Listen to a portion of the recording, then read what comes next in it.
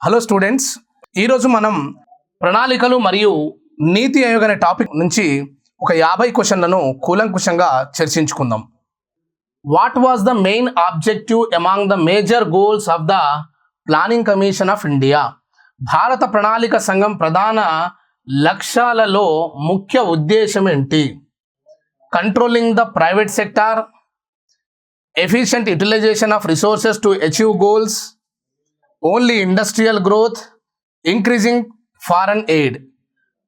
ఇక్కడ ఈ ప్రణాళికలో భాగంగా భారతదేశంలో ప్రణాళిక సంఘం అనేది 1950 సంవత్సరంలో మనం మార్చి 15వ తారీఖున ప్రణాళిక సంఘాన్ని ఏర్పాటు చేయడం జరిగింది. ఒక నియమబద్ధంగా, ఒక క్రమబద్ధంగా దేశాన్ని అభివృద్ధి పదంలో నడిపించడం కోసం ఈ ప్రణాళిక సంఘం అనేది ఉపయోగపడుతుంది. ఇది దేశంలో ఉన్నటువంటి వనరులను ఒక క్రమబద్ధంగా వినియోగించి దేశాన్ని పురోగతిలో సాధించడానికి క్రమంలో ఈ ప్రణాళిక సంఘంని మనం ఏర్పాటు చేయడం జరిగింది. సో దీనికి ఉన్నటువంటి ప్రధానమైనటువంటి లక్ష్యాలలో దాని యొక్క ముఖ్య ఉద్దేశం ఏంటి అంటే, ప్రణాళిక సంఘం ముఖ్య ఉద్దేశం ఏంటంటే, ఇచ్చినటువంటి ఆప్షన్లో మనకు second option is the correct option. వనరులను సమర్థవంతంగా ఉపయోగించి లక్ష్యాలను సాధించడం. భారతదేశం లాంటి దేశంలో పేదరికం, నిరుద్యోగం, ఆదాయ అసమానతలు, ప్రాంతీయ అసమానతలు, తర్వాత అనేక రకాలైన సాంఘిక ఆర్థికపరమైనటువంటి ఇబ్బందులతో కూడుకున్నటువంటి దేశం కాబట్టి ఈ దేశంలో ఉన్నటువంటి వనరులను క్రమబద్ధంగా ఉపయోగించుకొని మనం అనుకున్నటువంటి లక్ష్యాలను సాధించాలనే క్రమంలో 1950 సంవత్సరంలో ఈ ప్లానింగ్ కమిషన్ మనం తీసుకొచ్చి 1951 నుండి 1956 సంవత్సరంలో మొదటి పంచవర్ష ప్రణాళికను స్టార్ట్ చేసి మనం 2012వ సంవత్సరం నుంచి 2017వ సంవత్సరానికి గాను 12వ పంచవర్ష ప్రణాళికను ఇంప్లిమెంట్ చేశాము. అన్ఫార్చునేట్లీగా 2015వ సంవత్సరంలో జనవరి 1వ తారీఖున ప్లానింగ్ కమిషన్ దాన్ని నీతి Aayog, national institute of transforming India అనేటువంటి ఒక థింక్ ట్యాంక్ని మనం ఈ ప్లానింగ్ కమిషన్ ప్లేస్లో తీసుకొచ్చి దీన్ని రీప్లేస్ చేయడం జరిగింది. కాబట్టి సో మనకిచ్చినటువంటి ఆప్షన్ని ఆధారంగా చేసుకొని ఈ ప్లానింగ్ కమిషన్ అనేది దేనికి ముఖ్య ఇది చేస్తుందంటే, వనరులను సమర్థవంతంగా ఉపయోగించి లక్ష్యాలను సాధించడం. So second option is the right option. Match the following. Column 1, column 2. భారత statistics, Mokshagundam Visvesvaraya, planning commission. So ఇక్కడ కాలం 1లో ఇచ్చినటువంటి అంశాలను, కాలం 2లో ఇచ్చినటువంటి అంశాలను వాటి రిలేషన్షిప్ ఆధారంగా మనం ఇక్కడ జత చేయాలి. సో మనం ఇక్కడ చూద్దాం, ఆప్షన్ని బట్టి మనం ఇక్కడ క్లారిటీగా మనం చూద్దాం. భారత స్టాటిస్టిక్స్ అనేది దేనికి సంబంధించినంటే, డెవలప్మెంట్ ఆఫ్ హ్యూమన్ నీడ్స్ అంటే హెచ్ఆర్డి డెవలప్మెంట్కి సంబంధించినటువంటి అంశంగా ఇక్కడ మనం అర్థం చేసుకోవాలి. ఓకేనా? సో A3గా కలిగి ఉన్నది, ఏ వచ్చేసి 3గా కలిగి ఉన్నది. నెక్స్ట్ మోక్షంగుండ విశ్వేశ్వరయ్య ఇతను భారతదేశంలో మొట్టమొదటిసారిగా ప్రణాళికకు సంబంధించిన అంశాల గురించి ఇతను చర్చించడం జరిగింది. 1934వ సంవత్సరంలో the plan economy for India అనేటువంటి ఒక పుస్తకాన్ని రాసి మొట్టమొదటిసారిగా ఒక ఆర్థిక ప్రణాళిక భావనను తీసుకొచ్చి ఇంప్లిమెంట్ చేసినటువంటి ఒక ఫేమస్ ఇంజనీర్ అని కూడా చెప్పొచ్చు. ఆర్థిక ప్రణాళికకు సంబంధించిన అంశాలు మోక్షంగుండ విశ్వేశ్వరయ్య బర్త్డేని సెప్టెంబర్ 15ను తెలంగాణ ఇంజనీర్స్ డేగా సెలబ్రేట్ చేసుకుంటున్నాము. సో మోక్షంగుండ విశ్వేశ్వరయ్య అనగా ఆర్థిక ప్రణాళిక రూపకర్త అని చెప్పేసి అర్థం చేసుకోవాలి. నెక్స్ట్ ప్రణాళిక సంఘం దేనికి సంబంధించి అంటే, ఇది ఉత్పత్తి కార్యకాల నిర్వహణ, అడ్మినిస్ట్రేటివ్ ఆఫ్ ప్రొడక్షన్ ప్రోగ్రామ్స్. ఏదైతే మనకు దేశంలో ఉన్నటువంటి ఈ యొక్క వనరుల యూటిలైజేషన్ కావచ్చు, తర్వాత ఉత్పత్తి ప్రక్రియకు సంబంధించినటువంటి అంశాల గురించి చర్చించేదే ప్రణాళిక సంఘం. కాబట్టి సో ఇచ్చినటువంటి ఆప్షన్లో A3 మోక్షంగుండ ఆర్థిక ప్రణాళిక, బి అండ్ ప్రణాళిక సంఘం మనకి ఇచ్చినటువంటి ఆప్షన్లో సిగా ఉంది. కాబట్టి సో మనకిచ్చిన ఆప్షన్లో third option is the correct option. Third one is the correct option. Third option is the correct one. The result of Russia's first 5-year plan remained an ideal for a long time. Russia తొలి పంచవర్ష ప్రణాళిక ఫలితాలు ఎంతో కాలం ఆదర్శంగా నిలిచాయి. Russia ప్రణాళికలు కేవలం 1929 ఆర్థిక మాంద్యం ప్రభావం వలన మాత్రమే రూపొందించబడ్డాయి. సో ఇక్కడ ఇచ్చినటువంటి ఆప్షన్ అనేది ప్రణాళికకు సంబంధించినటువంటి ఇన్ఫర్మేషన్. ప్రపంచంలో మొట్టమొదటిసారిగా ప్రణాళిక అనేటువంటి భావనను తీసుకొచ్చి ప్రణాళికలను సక్సెస్ఫుల్గా ఇంప్లిమెంట్ చేసినటువంటి దేశం ఏంటంటే సోవియట్ యూనియన్. దీన్ని మనం ప్రస్తుతానికి రష్యా అని పిలుస్తున్నాం. ఈ సోవియట్ యూనియన్ పాలకుడైనటువంటి జోసెఫ్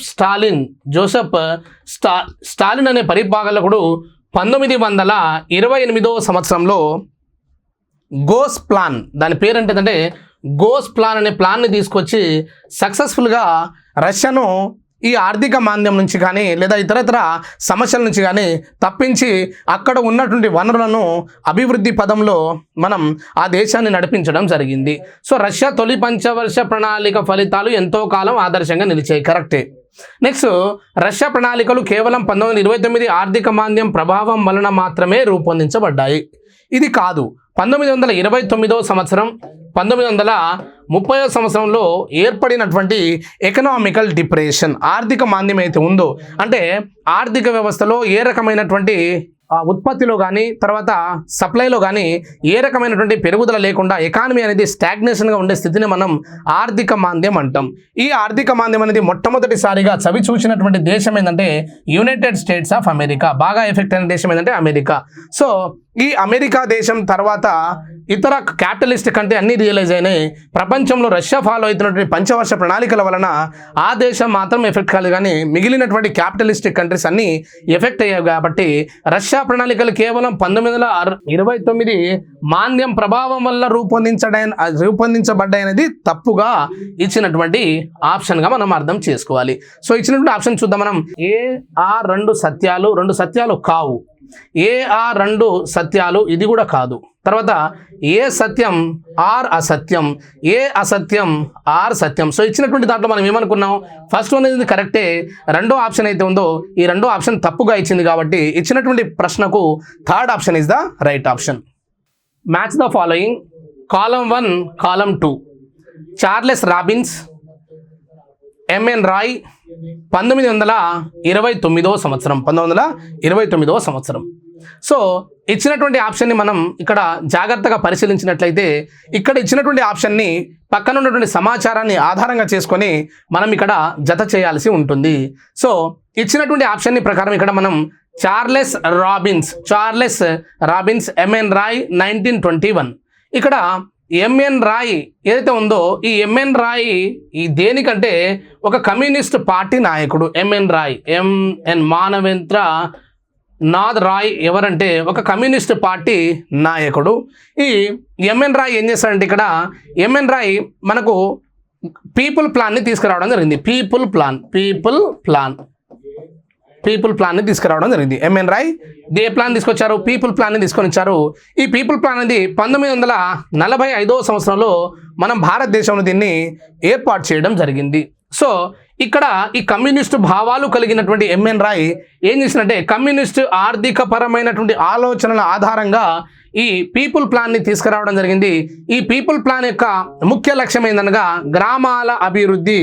గ్రామీణ అభివృద్ధితో పాటు కుటీర పరిశ్రమలను నెలకొల్పి ఉపాధి అవకాశాలను సృష్టించడమే ముఖ్య లక్ష్యంగా ఎంఎన్ రాయ్ కమ్యూనిస్ట్ ఆర్థిక ఆలోచనలు తీసుకురావడం జరిగింది.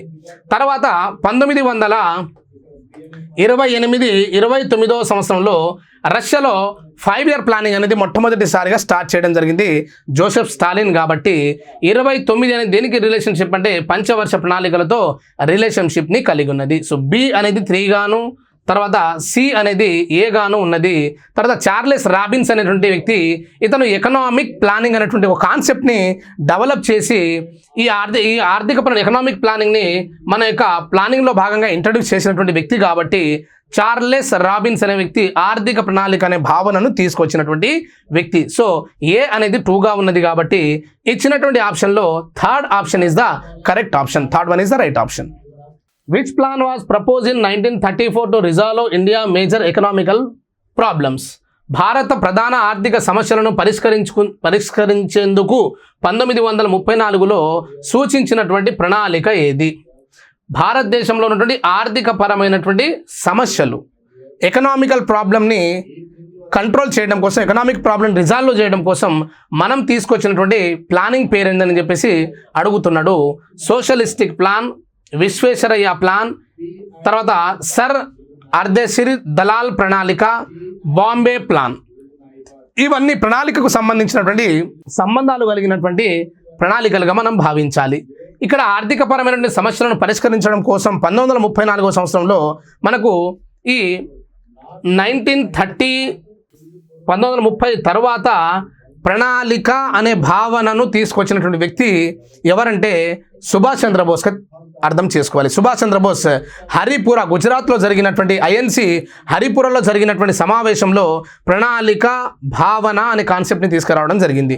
ఆ తర్వాతి కాలంలో 1934వ సంవత్సరంలో the plan economy for India అనేటువంటి ఒక కాన్సెప్ట్, ఒక బుక్కును రాసి ఆ బుక్కులో భారతదేశానికి ఆర్థిక ప్రణాళికలు అత్యవసరము, 5 నుంచి 10 సంవత్సరాల కాలానికి ఈ ఆర్థిక ప్రణాళికలు ఏర్పాటు చేసి భారతదేశంలో ఉన్నటువంటి సమస్యలను రూపుమాపాలనే ఉద్దేశంతో మోక్షం గుండా విశ్వేశ్వరయ్య ఈ యొక్క ప్రణాళికను రచించడం జరిగింది. అతని పేరు మీదనే దాన్ని మనం విశ్వేశ్వరయ్య ప్రణాళిక అని చెప్పడం జరుగుతుంది.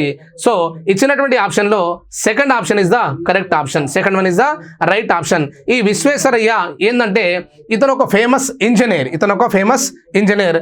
కర్ణాటక రాష్ట్రానికి చెందినటువంటి వ్యక్తి.